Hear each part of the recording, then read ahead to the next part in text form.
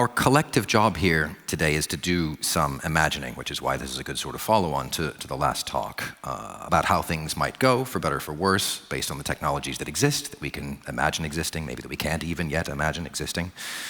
Now, there is an entire genre of literature dedicated to exactly that kind of question, science fiction, and we're going to plummet for some insights.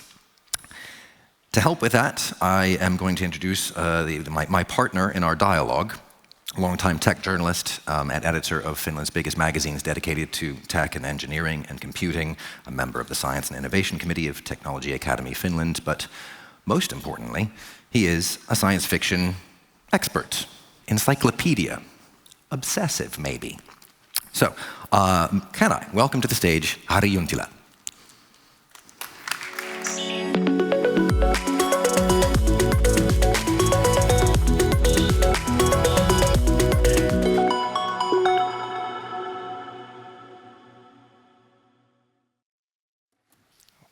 Thank you very much. Thank you. Right. Obsessive, you said. Is that offensive? It's correct.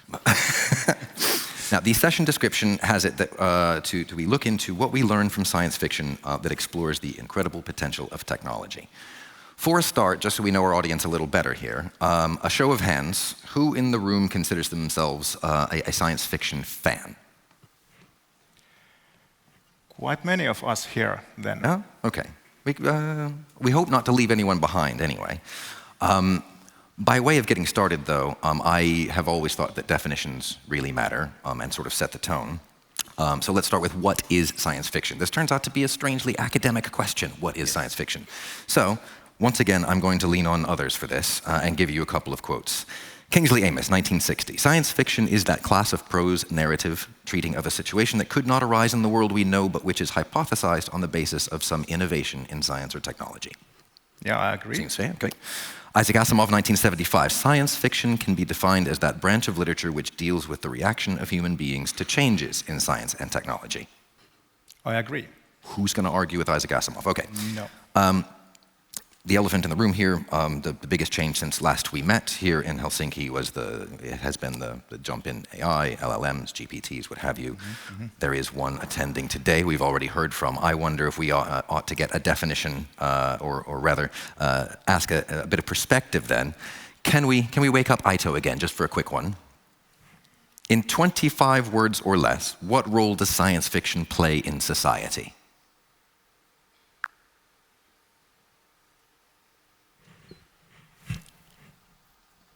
Science fiction sparks imagination, explores ethical dilemmas, and envisions future possibilities, helping society confront fears, embrace innovation, and reflect on human values in a changing world.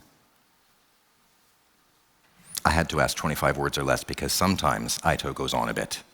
Yeah, it looks like that. That was quite a good... well, I agree with Aito also.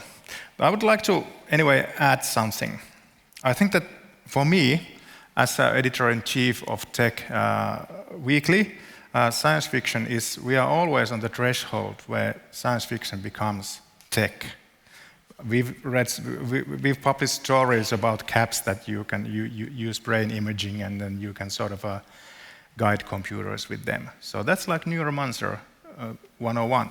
And so it's an amazing world we are all the time just trying to reach, trying to grab. But of course, science fiction, by putting the characters in a situation that arise in the world we know, it puts them to reflect the world in a new way also, as Asimov puts it, in the story. But then again, we as readers in the real world, we have to ask the same questions. And so, for me, science fiction describes the situation where we humans have to think what we can do, or can we do anything at all about the all the time widening chasms of biological, cultural, and technological evolution. And that's basically the big question. Well, you say the chasms widen in a sort of almost passive sense, right? It is people also widening the chasms. Science fiction sort of just imagines what happens when that happens. Yeah, that's true. That's true. But it's about the science fiction as a genre, though, deals with the consequences, right? It's not just describing what changes. It's then, okay, and then what happens? It sets the scene, if you like, of those technological changes. Yes, and of course it's good to tell also that in science fiction we imagine things. And then, of course, we start to wait that when these things will happen. And there's one perfect example of this kind of path is if you think about androids, humanoid robots, that is. They've been around like 2,000 years in stories. They start with Jewish prediction from Talmud. Then, well, 200 years ago, Mary Shelley, Frankenstein. It's the first science fiction story of humanoid robots. There was new tech in town, electricity. And then Smart Rider took it into her toolbox immediately. Then went another 100 years. Then we have Metropolis, the movie, and we have Karel Capek's novel Rossum's Universal Robots, 1920s. Then went 60 years, and we have Blade Runner, and we have Terminator. And since Terminator, there's no turning back. We are in the era of androids. And now, 40 years later, you all seen the videos of Figure 1 robot, right? You've all seen the videos? So actually, what we imagined 200 years ago or 2,000 years ago, we can now produce, mass produce. And that's how this sort of comes into reality. So what we can imagine, eventually, I think we can do. Science fiction becomes fact, and then the science fiction authors have to imagine new fictions. Yes, yes. What really strikes me about that, and the way that that has gone through time, is that it's such a familiar notion, humanoid robots, and there is so much fiction we can easily imagine that includes it, okay. It's one of those recurring themes. There are a bunch of recurring themes in science fiction, and I wonder what we can learn from them. That's our job here today, is try to learn something from this stuff. I've got a list here. Can we do a little quiz? Yep. I'll name a sort of theme. You name me a science fiction work that incorporates that theme and what you think we learn from it. Okay. Quick fire round. Superior alien race. Liu Cixin's three-body problem. The three Solarians want to destroy life on Earth because they are afraid of how fast our tech evolves. So I think the teaching here is that maybe it's okay that we are the only intelligent species in the universe right now, as we know. Okay. Superior technological intelligences. Like you guy over there. I think that Ian M. Banks' culture novels, there's these AI ships called Mind. And in these stories, humans live in harmony with many alien species and also super capable machines.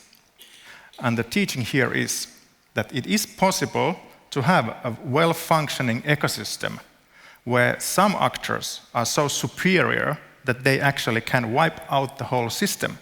Doesn't it look like our world today, I think? Okay. Another one that comes up a lot, the man-made machine that turns on you, that turns on humanity. Three classics, Blade Runner, Terminator, and Matrix, of course. And teaching. I think this is a bit humorous, but still, we should not try to teach human values and meaning of life and evolution to our tools, because eventually they start to love those tools, and then they start to behave like us. The humanness appears in the digital world after exiting or maybe sticking around in the analog world. Yeah.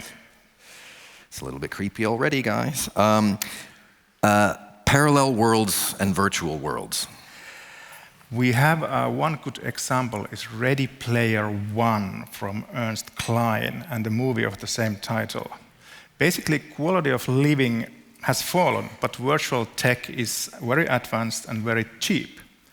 And when people go into the virtual worlds, they take their own behavior, their habits, good or bad. So we take them wherever we go with us. Another teaching is that addictions and escapism are actually symbols of the hard times. When there's hard times, people need to another places to be in. All right, one more before we move on. Coming in part tied in with the humanoid robots, cyborgs, and sort of what it means to be human. That fiction that messes with what we are. Yeah, I think that's quite important.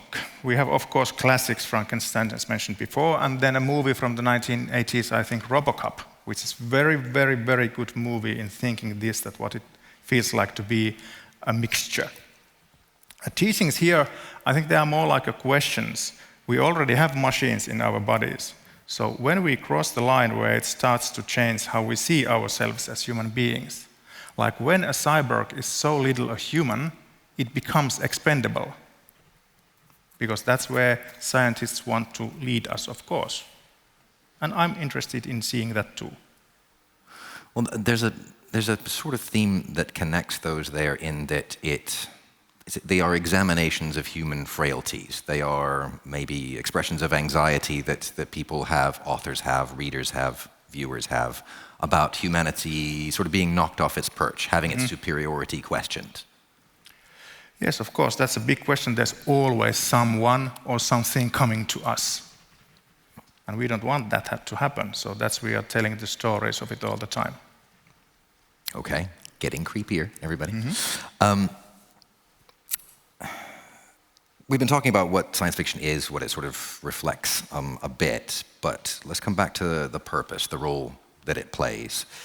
It's, to a degree, I mean, we kind of hope for the purposes of the session that it shows different paths into different futures and sort of helps us illuminate those paths, how to choose them or how to avoid them. Would you agree with that? Yeah, I agree with you. And we can also think how the path chooses us. Well, a good example of path. We go back to the humanoid robots again, but if you see the path in science fiction, you can see the path in real life also, because if you think that there's robotic engineering, material engineering, there's software engineering with AIs, there's photonics, there's sensors, there's everything that, and if you think of the humanoids in 1920s, they were just dolls. And then during the time comes near today, in the Terminator movie, you can see that it's sort of making maintenance operations with himself. So actually in science fiction, 100 years ago, there was humanoid robots that were everyday robots in science fiction 60 years later. And the path evolves all the time. But it's noticeable that you keep kind of going further back in time sometimes. Sometimes it's a movie we can all remember from 10 or 20 years ago. Sometimes it's deeper in human history. There's a degree to which these themes recur, I suppose. Yes. I wonder if these all poke at human frailties, human anxieties, if that's the source of the drama and so on, whether those evolve. Because you've also said that, last generation science fiction becomes current science fact, so we kind of move on. Do the anxieties stay the same? Is it always poking the same, or do those anxieties change? The anxieties that people in the room may have, or maybe think we shouldn't have, are maybe slightly different in the age of AI. I just wonder if the genre itself is evolving. Is it speaking to a human universal, like a constant thing that makes us human to worry about our technologies, our tools? I think that the classic themes will endure because the questions are so big and fundamental. But development as a whole, of course, and the emerging tech especially, bring in new anxieties. And there's some good examples of it. Last 10 years, we've had environmental crisis and social media becoming narratives into the science fiction. Actually, science fiction has been quite worried about environment ever since Silent Spring, 1962. But last 10 years, there's been sort of a big wave of novels coming to worry about what will happen to our environment. Of course, social media hasn't been that long time because social media hasn't been that long time. But recently we've had, for example, Ready Player One is a good example of social media also coming into the science fiction narratives. There's also Dave Eggers' novel The Circle, which is also a movie. And Neil Stephenson's Fall or Dodge in Hell, that's 2019. So they are always coming into. So what we and what scientists deliver soon may become also stories, part of the science fiction.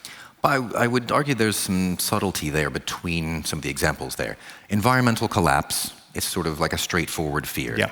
Everything just goes to hell, we all die, is much less subtle than social media effects that may tickle, again, the sort of what it means to be us, and is the social order from the past better than one that may come under these new conditions. You got so the point there.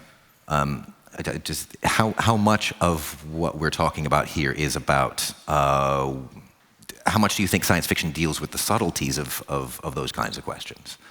Well, of course, I think it does it quite a lot. But anyway, to read science fiction is to read also this, try to find those little things in there.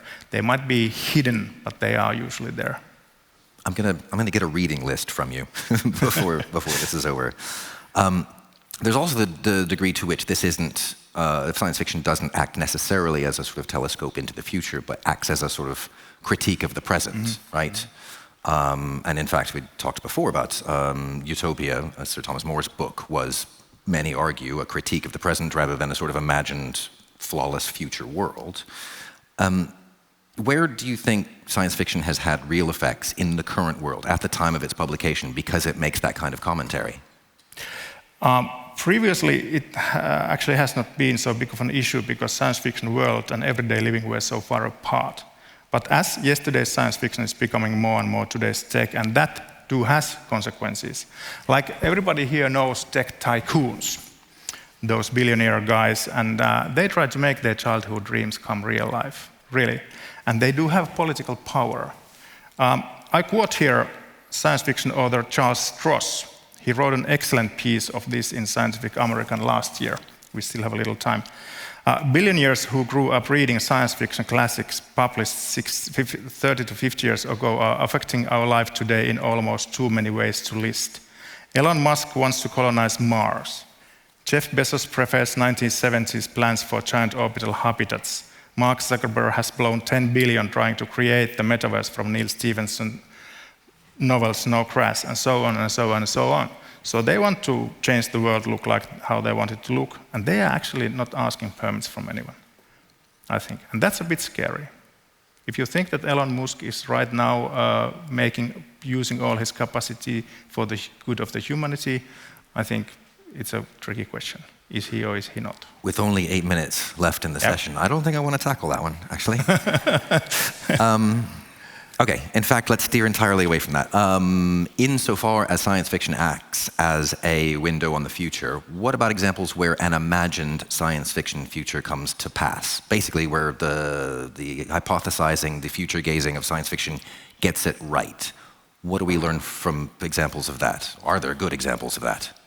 We have one good, quite scary example of this. This is going to the dystopia part of our discussion.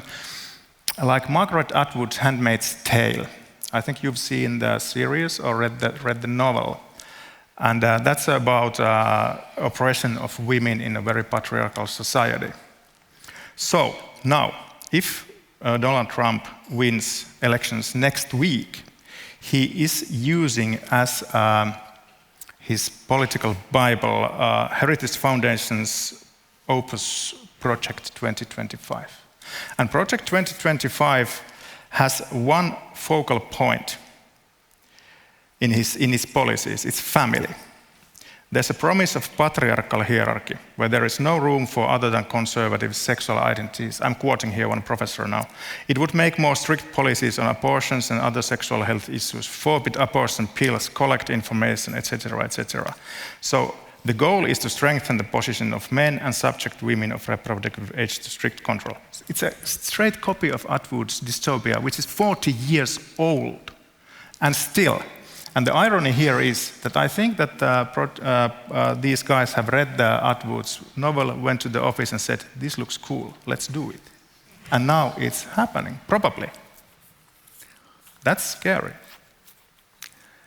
Agreed. Two things. The journalist in me wants to point out that Mr. Trump has somewhat distanced himself from Project 2025. I also want to point out we didn't even make it an hour before this guy's name came up. I'm sorry about that. That's okay. It's okay, because science fiction, fiction in general, a reflection of the real world, He was going to sneak in somehow. You're right, it leans into the dystopia question. I think it's worthwhile asking then. I'll wait to ask you. In fact, I'm going to ask the audience first. This is a good time for a Mentimeter question. Does everybody have that URL up and ready to vote?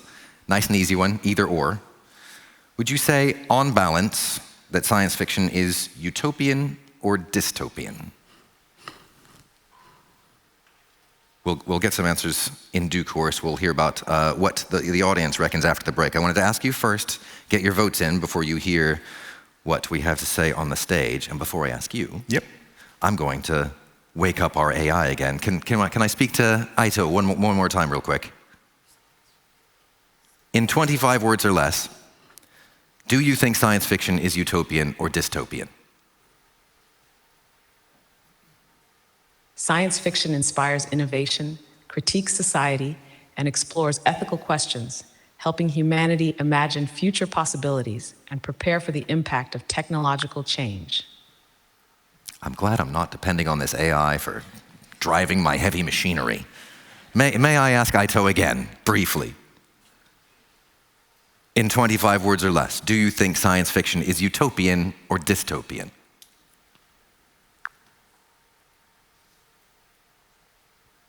Science fiction is both utopian and dystopian, reflecting society's hopes and fears about technology's potential to uplift or challenge humanity's values and future. Uplift or challenge humanity's values. It's a very equivocal answer, isn't it? Yeah, that was... Okay, finally to you, what do you think? I think science fiction is utopian. It has to be. And actually, it has origins in 18th century romance novels, and there's always happy endings. There's bold, simple heroes and damsels in distress, and that has evolved into science fiction. So the origin of it is actually utopian and positive. And of course, it's because we human beings, we trust ourselves, we believe in our capabilities. So it would be kind of bummer to write only stories that end in annihilation of ourselves. So all the science fiction can't be dystopic and gloom, and all the dystopic stories can't be all the time dystopic and gloom. There has to be also hope, because without hope, there would be no reason to innovate or to create or to love or to live. That's another way to say that people like a happy ending. Like, does science fiction do its job if it's aiming at just sort of tickling those, getting the dopamine squirt of a happy ending? Oh, well, maybe not. Or maybe not.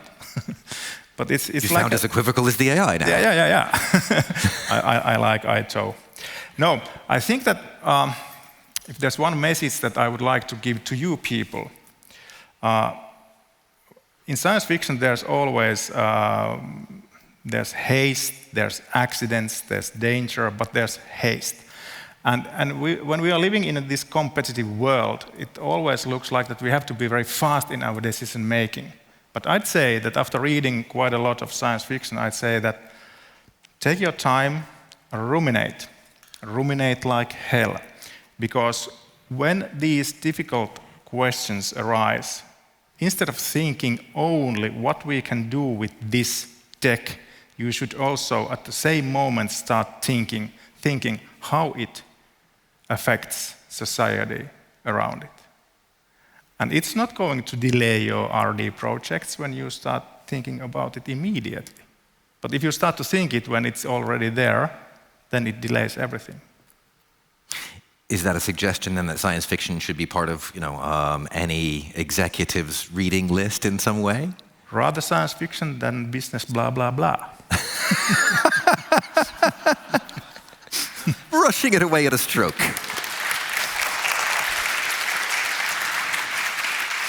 Coming away from what science fiction is, let me ask about what you are, who you are. Would you call yourself a techno-utopian or a techno-dystopian? Don't say both. I'm not both. I'm techno-utopian. I am a strong lover of engineering creativity, even though my background is in social sciences. And that makes me a bit dystopic of nature, because I think that we know our tech, but we lack the wisdom of how we should use it for the best of the humanity. But I think that we are getting there. we are wise. And as previous speaker said, AI can help us ruminating things more faster. So fast rumination, please. That's how I believe in human beings. There we go. Take-home message, ruminate like hell, and faster. Yeah. Right. Harri, thank you very much for your time. I appreciate it. Thank you for asking me here. Certainly.